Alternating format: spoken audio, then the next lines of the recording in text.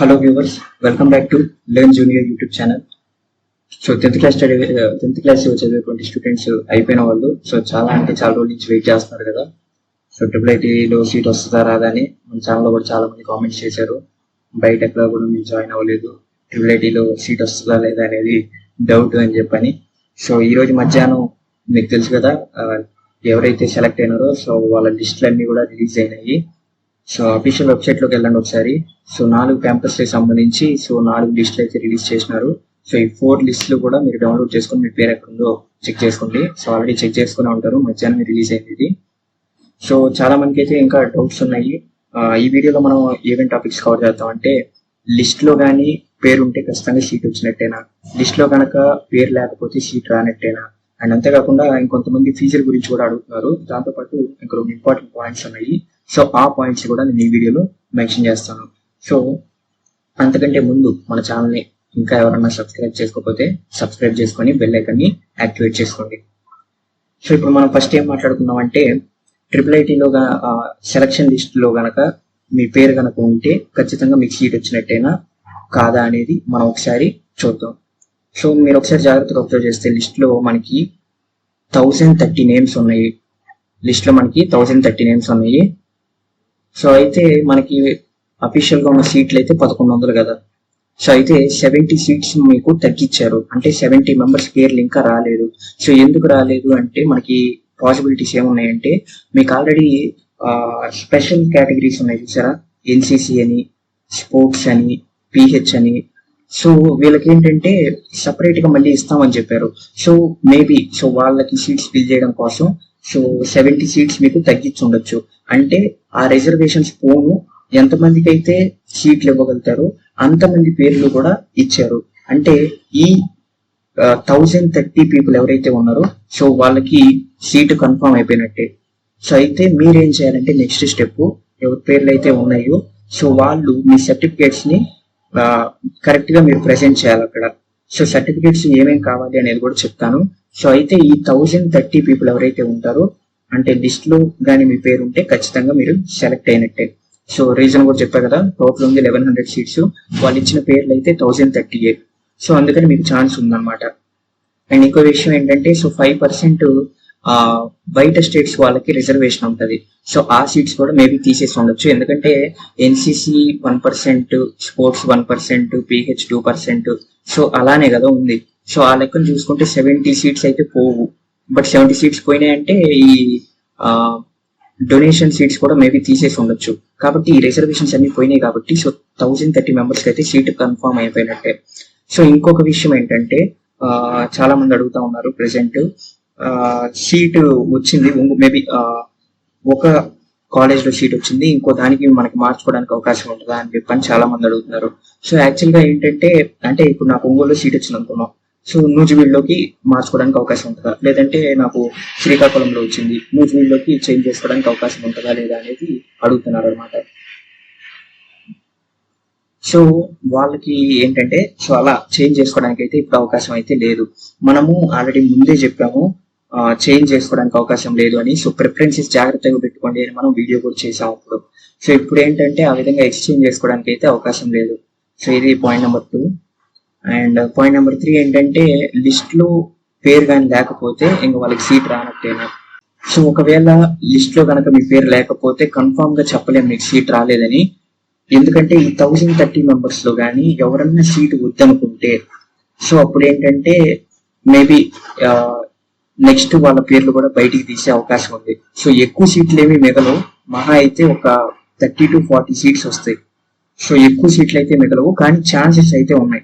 550 above వచ్చిన వాళ్ళు maybe hopes పెట్టుకోవచ్చు. సో కన్ఫామ్ గా ఈ లిస్ట్ లో లేదు ఎఫ్ఐ పేరు, ఎఫ్ఐకి ఇంకా రానట్టే అయితే చెప్పలేము. సో ఎందుకంటే ఎవరన్నా డ్రాప్ అయితే నెక్స్ట్ మీ పేర్లే రావడానికి అవకాశం అయితే ఉండొచ్చు. సో ఇది మన 3rd point. Next 4th point ఏంటంటే, ఫీజు గురించి. సో చాలా మంది మనం ఆల్రెడీ ఇంతకుముందు డేస్ లో క్లియర్ గా చెప్పాము ఫీజు గురించి, బట్ ఇంకా కొంతమందికి దాని గురించి డౌట్ ఉంది. సో ఈ వీడియోలో క్లియర్ గా చెప్తాను, జాగ్రత్త చూడండి. యాక్చువల్ గా ఫీజు అంటే చాలా మంది ఏమనుకుంటారంటే, IIITలో కనుక సీట్ వస్తే ఫ్రీ ఎడ్యుకేషన్ అని అనుకుంటారు. యాక్చువల్ గా జరిగేది అయితే అది కాదు, ఫ్రీ ఎడ్యుకేషన్ కాదు. సో ఏం జరుగుతుంది అనేది చూడండి. సో ఆర్జీకేటీ వాళ్ళు జనరల్ గా ట్యూషన్ ఫీజు 45,000 పే చేయాలన్నమాట వాళ్ళకి, కాలేజ్ వాళ్ళకి 45,000 పే చేయాలి. అండ్ మెస్ ఫీజు వచ్చేసరికి పర్ డే 82 రూపీస్ ఛార్జ్ చేస్తారు. అంటే mess fee, hostel fee, so మొత్తం కలిపి రోజుకి 82 రూపీస్ కాలేజ్ వాళ్ళకి పే చేయాలి. సో ఎవరైనా పే చేయాల్సిందే. బట్ ఇక్కడ ఏం జరుగుతుందంటే government so Vasathi Deevena, present అయితే వసతి దీవెన, విద్యా దీవెన ప్రోగ్రామ్స్ జరుగుతున్నాయి కదా, సో వీటిల్లో భాగంగా ఏంటంటే రీఎంబర్స్మెంట్ వేస్తారన్నమాట. మన పేరెంట్స్ అకౌంట్స్ లోకి గవర్నమెంట్ మనీ వేస్తుంది. సో ఆ మనీ తీసుకెళ్లి కాలేజ్ వాళ్ళకి కట్టాలి. ఓకే, సో నిజంగా ఇక్కడ ఫ్రీ ఎడ్యుకేషన్ అనేది కాదు, గవర్నమెంట్ వాళ్ళు పే చేస్తున్నారు మీ బదులు కాలేజ్ కి. సో అది జరుగుతున్న విషయము. సో అయితే ఇంకొక ఇంపార్టెంట్ పాయింట్ ఏంటంటే, సో ఒకవేళ గవర్నమెంట్ కనుక ఇన్స్టాల్మెంట్స్ లేట్ గా వేయడం కానీ, లేదా 1-2 ఇన్స్టాల్మెంట్స్ మిస్ చేయడం కానీ, సో ఇప్పుడు 45,000 కదా, సో 45,000 గవర్నమెంట్ ఒకేసారి పే చేయదు అనమాట. సో 10,000, 11,000, సో 4 విడతల్లో, మీకు తెలుసు కదా, సో అలా పే చేస్తుంది. బట్ ఏదన్నా ఇన్స్టాల్మెంట్ మిస్ అయింది అనుకో, గవర్నమెంట్ కట్టలేదు కాబట్టి మీరు కాలేజ్ వాళ్ళకి పే చేయాల్సి ఉంటుంది. అల్టిమేట్ గా మీరే పే చేయాలి. ఓకే, సో ఒకవేళ గవర్నమెంట్ నుంచి ఏదైనా ఇన్స్టాల్మెంట్స్ పడకపోతే మీరే పే చేయాల్సి ఉంటుంది. ఒకవేళ ఫర్ ఎగ్జాంపుల్ చెప్తున్నాను, సో హాస్టల్ ఫీజు వచ్చేసి ఒక 20,000 అయింది అనుకుందాం, అప్రాక్సిమేట్ గా 20,000 అవుతుంది. సో టోటల్ ఫీజు 65,000 అవుతుంది పర్ ఇయర్. సో అయితే ఈ 65,000 లో గవర్నమెంట్ వేసేటప్పుడు గవర్నమెంట్ వేస్తుంది. సో లేదు ఒక 10,000, 20,000 ఒకవేళ గవర్నమెంట్ మిస్ చేసింది అనుకోండి, సో ఆ 10-20,000 మీ సొంత డబ్బులు మీరు కట్టాల్సి ఉంటుంది. ఒకవేళ మీకు గనక విద్యా దీవెన, వసతి దీవెన అస్సలు రావనుకోండి, అంటే రేషన్ కార్డ్ లేకపోవడం కానీ, ఆ తర్వాత ఇన్కమ్ ట్యాక్స్ పే చేయడం కానీ, మీకు అమ్మఒడి రాను కొంతమంది ఉంటారు కదా, సో వాళ్ళకు కూడా ఏంటంటే రీఎంబర్స్మెంట్ పడదు. సో అలాంటి వాళ్ళు ఏంటంటే 65,000 కూడా మీరే పే చేయాలి. అర్థమైందా? సో ఒకవేళ గవర్నమెంట్ మనీ వేస్తుంది, సో గవర్నమెంట్ వేసిన మనీ కాకుండా ఎక్స్ట్రాగా ఇంకేమన్నా పే చేయాల్సి ఉంటే, ఇంకా బ్యాలెన్స్ ఉంటే మీరు పే చేయాలి. లేదు అసలు మీకు డబ్బులే పడవనుకోండి, మీరే పే చేయాలి. సో ఇది ఫీజు గురించి. అండ్ ఇంకో విషయము, ఒక ఇంపార్టెంట్ పాయింట్ నేను మెన్షన్ చేయాల్సింది ఏంటంటే బయాలజీ సబ్జెక్ట్ గురించి. సో అది క్లియర్ గా నోటిఫికేషన్ లో మెన్షన్ చేశారు. సో ఒకసారి మనం కూడా మాట్లాడదాం దాని గురించి. సో యాక్చువల్గా ఇక్కడ ఏం జరుగుతుందంటే, సో బయాలజీ సబ్జెక్ట్ అనేది ఇప్పుడు మ్యాండేటరీ చేశారు. సో ఇప్పుడు బయాలజీ సబ్జెక్ట్ మ్యాండేటరీ చేశారు. ఎవరైనా సరే సీట్ వచ్చిన ప్రతి ఒక్కళ్ళు బయాలజీ సబ్జెక్ట్ చదవాల్సిందే. సో అయితే వాళ్ళు అక్కడ క్లియర్ గా నోటిఫికేషన్ లో మెన్షన్ చేసినటువంటి విషయం ఏంటంటే, ఖచ్చితంగా బయాలజీ చదవాలి. కాకపోతే బయాలజీలో వచ్చిన గ్రేడ్ ఏదైతే ఉంటుందో అది బ్రాంచ్ అలొకేషన్ అప్పుడు కన్సిడర్ చెయ్యము అని అయితే చెప్పారు. అంటే ఖచ్చితంగా పాస్ అవ్వాలి, కానీ ఖచ్చితంగా 10/10 రావాల్సిన అవసరం అయితే లేదు. ఎందుకంటే గ్రేడ్ అనేటువంటిది కన్సిడర్ చేయరు, బట్ పాస్ అయితే ఖచ్చితంగా అవ్వాలి. సో అది వాళ్ళు మెన్షన్ చేసినటువంటి విషయం. ఇంకొక పాయింట్ ఏంటంటే ఒంగోలు స్టూడెంట్స్ గురించి. సో ఒంగోలు, శ్రీకాకుళం వాళ్ళ గురించి క్లియర్ గా నోటిఫికేషన్ లో మీకు మెన్షన్ చేశారు. సో ఒంగోలులో ఎవరికైతే సీట్ వస్తుందో ఫస్ట్ 2 years పీయూసీ మీరు ఆర్కే వ్యాలీలో చదవాలి అని వాళ్ళు మెన్షన్ చేశారు క్లియర్ గా. నెక్స్ట్ 4 years వచ్చేసి మీకు ఒంగోలులోనే ఉంటుంది బీటెక్. అండ్ శ్రీకాకుళం వాళ్ళకి వచ్చేసి ఏం మెన్షన్ చేశారంటే, కొన్ని బ్రాంచెస్ బీటెక్ లో కొన్ని బ్రాంచెస్ నూజివీడులో కట్టడం జరిగింది అని కూడా వాళ్ళు క్లియర్ గా మెన్షన్ చేశారు. సో ఇలా అంటే కొన్ని చేంజ్, అంటే క్యాంపస్ ఇంకా రెడీ కాలేదు కాబట్టి సో వాళ్ళ ఇష్టము, సో అడ్జస్ట్మెంట్ చేస్తూ ఉంటారు. సో దానికి మనం రెడీగా ఉండాలి. సో ఇది ఇంకొక ఇంపార్టెంట్ పాయింట్. ఇప్పుడు మనము కౌన్సిలింగ్ అప్పుడు ఏమేమి సర్టిఫికేట్స్ తీసుకెళ్ళాలి అనేది కూడా ఒకసారి మాట్లాడదాం.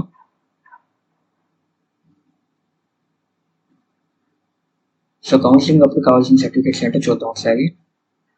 మీకు నోటిఫికేషన్ లో ఇచ్చినారు కదా, సో అవి తీసుకెళ్తే సరిపోద్ది. సో ఫస్ట్ వచ్చేసి SSC marks memo original, and రెండోది వచ్చేసి కమ్యూనిటీ సర్టిఫికేట్. మీ కమ్యూనిటీ సర్టిఫికేట్ యాక్చువల్లీ ఇదేంటంటే బీసీ, ఎస్సీ, ఎస్టీ వాళ్ళకి రిజర్వేషన్స్ ఉంటాయి కదా, సో మీకు రిజర్వేషన్ కావాలి అంటే ఖచ్చితంగా ఈ సర్టిఫికేట్ అనేది కావాలి. నెక్స్ట్ ఈడబ్ల్యూఎస్ సర్టిఫికేట్ కానీ ఉంటే మీకు ఓసీ వాళ్ళకి, సో లేటెస్ట్ ఈడబ్ల్యూఎస్ సర్టిఫికేట్ తీసుకోండి. యాక్చువల్గా ఈడబ్ల్యూఎస్ సర్టిఫికేట్ ఏంటంటే 1 year కే ఇస్తారు. సో డేట్ ఉందో లేదో చెక్ చేసుకోండి. ఈడబ్ల్యూఎస్ సర్టిఫికేట్ కూడా కావాలి. సో ఈ 3 originals along with 3 copies xerox తీసుకెళ్ళండి. సో అదే వాళ్ళు అక్కడ మెన్షన్ చేసింది. సో వాళ్ళు వెరిఫికేషన్ చేసేసిన తర్వాత మీరు కొంత మనీ అయితే పే చేయాల్సి ఉంటుంది. డిపాజిట్ అని, ఇంకా అడ్మిషన్ ఫీజ్ అని, వెరిఫికేషన్ ఫీజ్ అని, సో ఇదంతా కూడా. సో మీకు అది ఎంత ఛార్జ్ చేస్తున్నారంటే 4200 ఛార్జ్ చేస్తున్నారు. ఒకవేళ మీరు ఎస్సీ ఎస్టీ వాళ్ళు అయితే 500 రూపీస్ తగ్గుతుంది, 3700 పే చేయాలి మీరు. సో ఇదైతే జనరల్గా, అండ్ ఇదైతే ఎస్సీ ఎస్టీ వాళ్ళకి.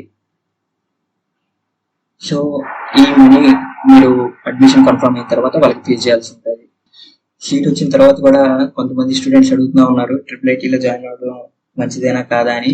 సో యాక్చువల్గా మన ఛానల్లో అన్ని వీడియోస్ చేసాము. IIITలో ఉన్నటువంటి డ్రాబ్యాక్స్ ఏంటి, IIITలో ఉన్నటువంటి మంచి పాయింట్స్ ఏంటి అనేది మొత్తం కూడా మనం వీడియోలో క్లియర్గా ఎక్స్ప్లెయిన్ చేయడం జరిగింది. సో మీరు కనుక ఆ వీడియోస్ చూడకపోతే, సో 2 ఇంపార్టెంట్ వీడియోస్ నేను డిస్క్రిప్షన్లో మెన్షన్ చేస్తాను. ఆ 2 ఇంపార్టెంట్ వీడియోస్ చూడండి, మీకు క్లారిటీ వస్తుంది. సో డ్రాబ్యాక్స్ తెలుసుకోండి, అండ్ అదే విధంగా పాజిటివ్స్ కూడా తెలుసుకోండి. అండ్ ఇంకో విషయము ప్లేస్మెంట్స్ గురించి. సో ప్లేస్మెంట్స్ రావు అని అయితే నేను చెప్పను, ప్లేస్మెంట్స్ ఉంటాయి. లాస్ట్ టైము ఒంగోలు స్టూడెంట్ కి 22 lakhs ప్యాకేజ్ వచ్చింది. సో అది మెన్షన్ చేస్తున్నాను.